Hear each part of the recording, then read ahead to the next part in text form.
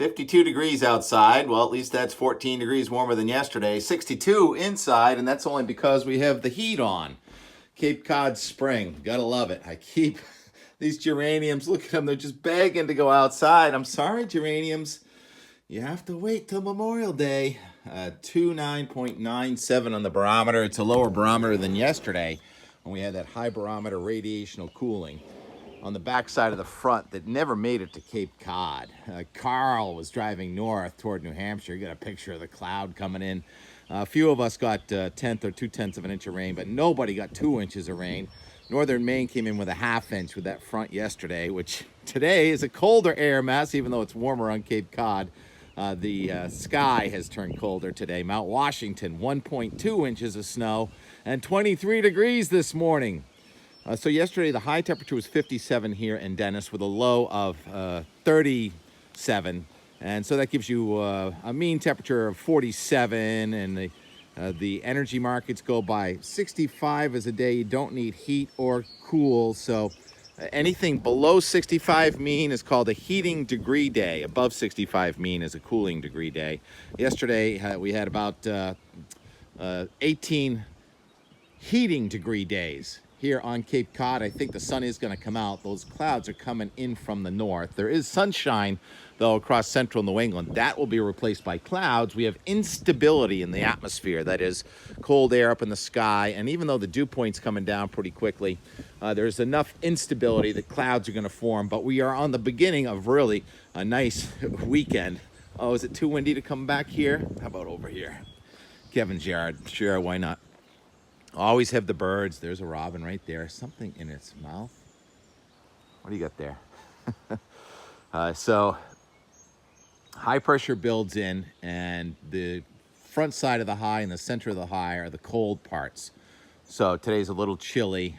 Wind should diminish here on Cape Cod. I'm expecting some sunshine. I am putting on sunscreen. And the temperature gets to about 60 or so. But up in the sky, it's only in the 20s. That's the instability. And then tomorrow you wake up, it's much less windy. There'll be some frost in parts of inland and northern New England. I know I kind of gave the all clear on frost, but I was talking about Boston about 2 weeks ago. So this is truly a year that you do have to wait till Memorial Day to put your tomatoes in. I mean, usually we've been able to get away with putting them in earlier. On the backside of this high, though, it's really going to warm up. Let's go to the Euro and day by day. It looks like a storm for the southeastern United States is going to stay there, and it's so far away now, I don't think we're even going to get too much surf. Maybe a little bit of a swell from the south on the south side of Nantucket to Rhode Island. Oh, yeah, Fagawi weekend. Returning. The sailboat race, never going to be the same. The fun police have gotten a hold of that, and so now there's no tent party planned or anything, but it's all about the sailing, right? Yeah, the sailboat race on Saturday. Probably with high pressure right over us. It's going to be kind of a fickle day with the wind probably calm early in the morning on Saturday and then going light and variable. So it's going to be weather knowledge that day. Jeepers creepers. It's actually drizzling. It is drizzling right now. Yesterday, I was down at West Ennis Beach and the sun was out, but the wind was from the southeast and there was a stratocumulus cloud. And I said, oh, southeast, that's the fog direction. You just know it. Whenever the wind's from the southeast on Cape Cod, you're going to get fog and drizzle. So we didn't really get any of the rain from the front, but we got drizzle, and it's drizzling again right now. Drizzle isn't going to water the grass. So there's no rain in the forecast for the next 14 days. I mean, maybe an instability shower here or there today. So a nice weekend, really, even though we're going to have close to record cold. We had some records this morning, New York and Ontario, some record low temperatures this morning. And there is going to be record low temperatures again tomorrow morning and then Saturday morning. But this high in a blocking pattern eventually is going to go from being a cold high to a warm high. So a lot of the Midwest and interior Northeast may be close to record warm weather by Monday or Tuesday. However, back to that Euro, there is a sort of another backdoor cold front coming to New England Sunday night and Monday. It looks like it's mostly dry, though, but it's going to cool the temperature back down. And these cool pools keep showing up in southeastern Canada. I hope we can keep that going during the summer with one of those 1 to 2 inch rainfalls every 2 or 3 weeks. That would be nice. That's what we've had the last, so far, 4 weeks. And at the top of Mount Washington, the snow now is up to, I think, 23 inches for the month of May, most of it in the first 5 days. There may be a tad more today, but That's double the normal, usually about 12 inches in May. And Killington, I looked at Superstar this morning. Looks like they may have to do a little cosmetic surgery, but Superstar expected to be skiing this weekend. What are you doing this weekend? I'm going to try and not travel. I'm getting off Cape Cod, hopefully, before this. Do you know Joe Joyce just turned a certain age, and maybe seeing Joe this weekend. So went down to West Dennis yesterday, had a lot of fun in the sun watching the kids learn, and then everything changed. The wind changed, the fog came in, and the fun police got a hold of me and said, hey, you cannot make videos of kids having fun on the beach. You know, we're afraid of everything type thing. So sorry kids, can't show you in the video, but I can show the teachers, and really extraordinary Erinn McCarty teaching me about the conch. And I now know why my dad used to bring the conch home and break them and put them in the driveway, because they ate scallops. Conch ate scallops. And I saw plovers real up close. You know, plovers don't really build a nest. They just make a scratch in the sand and have their babies. I thought I saw a mother plover trying to start a family. We'll learn about that. Conchs and plovers. You look for the little holes, and then you just start digging, and eventually, it's not that easy, but eventually, you'll find it. Ah. Can I keep this? Is there any official people here that will see me put this in my pocket? I don't have a license with me.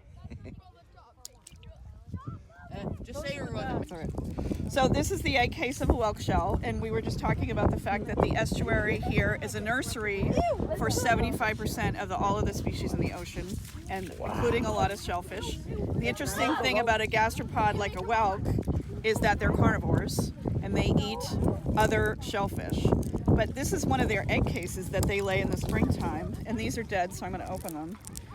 But the interesting thing about whelks, and they're different from when you see like a hermit crab, is that they're born in their shells. Oh my goodness. So if I open this up, it's a little hard to see. Oh, those are baby whelks. But you can see the baby whelk shells. And so as the whelk grows, it actually, they're hard to see. Some of them are better formed than others because these are dead and kind of old. Oh man, the other things must like to eat these. But you can see how the plates grow. They absorb the calcium in the water, and they secrete it out as their shell, like this. So the other thing they do is they have a tongue, which is here, and it secretes an acid that they can actually eat the shell of another animal. That's how they put those holes in there. Yes. So we have two things in the river that make holes in shells. One is the whelk, and the other is we have a boring sponge, which unfortunately does a lot of damage to some of the shellfishing guys. So this explains why my dad used to bring these home and crush them, and the seagulls would eat them in our front yard when we were scalloping. Yeah, and some people eat them. There's a boat upriver called Two Dogs, and they actually have a license to catch whelk. They drag on the bottom, and a lot of this, some people eat it. Sometimes it goes into cat food and dog food. Interesting. But his foot is up inside this. You can kind of see when you put him in the water, so his foot expands. They're very mobile. They're very quick. And this is like a little callus that they make. It's like a toenail, and they can retract back into their shell, and it's like a little Tupperware. It keeps all of the moisture inside, so that when he's out of the water or the tide goes out, that's funny. But it keeps him fresh inside, and he's nice and wet and safe in his shell. So the birds are protecting their territory. They can get vicious. You gotta watch out.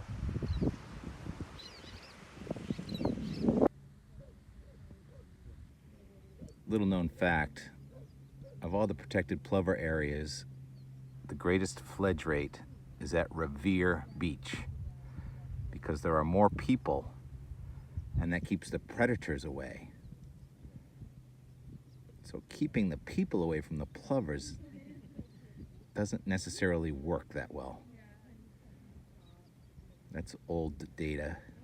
Not sure if the last couple of years how we're doing here in Dennis. Try and find out more about that.